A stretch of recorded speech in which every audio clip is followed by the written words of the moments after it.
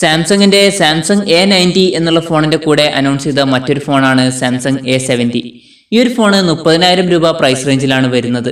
അപ്പോൾ ഇന്ന് നമ്മൾ നോക്കാൻ പോകുന്നത് സാംസങ് A70 എന്നുള്ള ഫോണിന്റെ വിശേഷങ്ങളാണ്. അതിനു മുമ്പ് നിങ്ങൾക്ക് ഇതുപോലുള്ള മൊബൈൽ സംബന്ധമായിട്ടുള്ള വീഡിയോസ് ഇനിയും കാണണമെന്നുണ്ടെങ്കിൽ ഈ ചാനൽ സബ്സ്ക്രൈബ് ചെയ്യാവുന്നതാണ്. സാംസങ് A70യുടെ ഡിസ്പ്ലേ വരുന്നത് 6.7 ഇഞ്ച് ഫുൾ HD+ ഡിസ്പ്ലേയുമായിട്ടാണ്. ഒരു സൂപ്പർ അമോലെഡ് ഡിസ്പ്ലേ ആണ് ഈ ഒരു ഫോണിൽ നമുക്ക് ലഭിക്കുന്നത്. അപ്പോൾ നമുക്കറിയാം സൂപ്പർ അമോലെഡ് ഡിസ്പ്ലേ എന്ന് പറഞ്ഞാൽ അത്യാവശ്യം ക്വാളിറ്റി ഉള്ള ഒരു ഡിസ്പ്ലേ ആണ്. അതുകൊണ്ട് തന്നെ നല്ലൊരു വ്യൂയിങ് എക്സ്പീരിയൻസ് ആയിരിക്കും ഈ ഒരു ഫോണിൽ നമുക്ക് ലഭിക്കുക. പിന്നെ 20:9 എന്ന ആസ്പെക്ട് റേഷ്യോയിലാണ് ഈ ഒരു ഫോൺ വരുന്നത്. ഇത് പുതിയ ടൈപ്പ് ഒരു ആസ്പെക്ട് റേഷ്യോ ആണ്. ഇതിനോടുള്ള മെച്ചം എന്താണെന്ന് വെച്ചാൽ നമ്മുടെ മൾട്ടിമീഡിയ എക്സ്പീരിയൻസ് ഒക്കെ ഒന്നും കൂടി ബെറ്റർ ആവും. കമ്പനി പറയുന്നത് സിനിമയൊക്കെ കാണുമ്പോൾ നല്ലൊരു എക്സ്പീരിയൻസ് ആയിരിക്കും എന്നുള്ളതാണ്. പിന്നെ ഈ ഒരു ഫോണിൽ നമുക്ക് ഒരു നോച്ച് വരുന്നുണ്ട്. ഇൻഫിനിറ്റി യു ടൈപ്പ് നോച്ചാണ് ഈ ഒരു ഫോണിൽ വരുന്നത്. നമ്മുടെ വാട്ടർ ഡ്രോപ്പ് നോച്ച് ഡിസൈൻ പോലത്തെ ഒരു ഡിസൈൻ തന്നെയാണ് ഇൻഫിനിറ്റി യു നോച്ച് എന്നുള്ളതും. പിന്നെ ബാക്ക് കവർ വരുന്നത് ഒരു ഗ്ലാസ് ബോഡിയുമായിട്ടാണ്.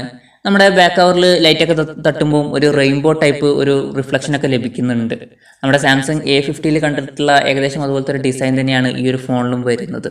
ഈ ഒരു ഫോണിൽ ഇൻ ഡിസ്പ്ലേ ഫിംഗർ പ്രിന്റ് സെൻസറാണ് നമുക്ക് ലഭിക്കുന്നത്. ഈ ഒരു ഫോണിൽ സ്നാപ്ഡ്രാഗന്റെ 675 എന്നുള്ള പ്രോസസ്സറാണ് വരുന്നത്. ഈ ഒരു പ്രോസസ്സർ നമ്മൾ മുമ്പ് റെഡ്മി നോട്ട് 7 Pro എന്നുള്ള ഫോണിൽ കണ്ടിട്ടുള്ളതാണ്. ഒരു മിഡ് റേഞ്ചിൽ വരുന്ന അത്യാവശ്യം നല്ലൊരു പ്രോസസ്സറാണ് സ്നാപ്ഡ്രാഗൺ 675. അത്യാവശ്യം തരക്കേടില്ലാത്തൊരു പെർഫോമൻസ് ഈ ഒരു ഫോണിൽ നമുക്ക് ലഭിക്കുന്നതായിരിക്കും. പിന്നെ 6 GB RAM ആണ് ഈ ഫോണിൽ കൊടുത്തിരിക്കുന്നത്. ഇതിൻ്റെ കൂടെ നമുക്ക് 128 GB ഇന്റർണലും ലഭിക്കുന്നുണ്ട്. ഇനി മെമ്മറി എക്സ്പാൻഡ് ചെയ്യണമെന്നുണ്ടെങ്കിൽ നമുക്ക് എക്സ്പാൻഡ് ചെയ്യാവുന്നതാണ്. പിന്നെ സോഫ്റ്റ്വെയർ വരുന്നത് ആൻഡ്രോയിഡ് 9 ബേസ് ചെയ്തിട്ടുള്ള സാംസങ്ങിന്റെ തന്നെ One UI സോഫ്റ്റ്വെയർ ആണ്. ഈ ഒരു ഫോണിന്റെ ക്യാമറയെ പറ്റി പറയുകയാണെങ്കിൽ പിൻ ക്യാമറയിൽ നമുക്ക് ഒരു ട്രിപ്പിൾ ക്യാമറ സെറ്റപ്പാണ് ലഭിക്കുന്നത്. 32 മെഗാ പിക്സലിന്റെ f1.7 അപ്പേഴ്സിൽ വരുന്ന മെയിൻ സെൻസറാണ് കൊടുത്തിരിക്കുന്നത്.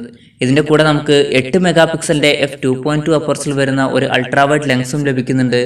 കൂടാതെ 5 മെഗാ പിക്സലിന്റെ f2.2 അപ്പേഴ്സിൽ വരുന്ന ഒരു ഡെപ്ത് സെൻസറും ലഭിക്കുന്നുണ്ട്. പിന്നെ ഈ ഫോണിൽ സെൽഫി ക്യാമറ വരുന്നത് 32 മെഗാ പിക്സലിന്റെ f2.0 അപ്പേഴ്സിൽ വരുന്ന ഒരു സിംഗിൾ സെൻസറാണ്. 4500 mAh ബാറ്ററിയാണ് ഈ ഒരു ഫോണിൽ നമുക്ക് ലഭിക്കുന്നത്.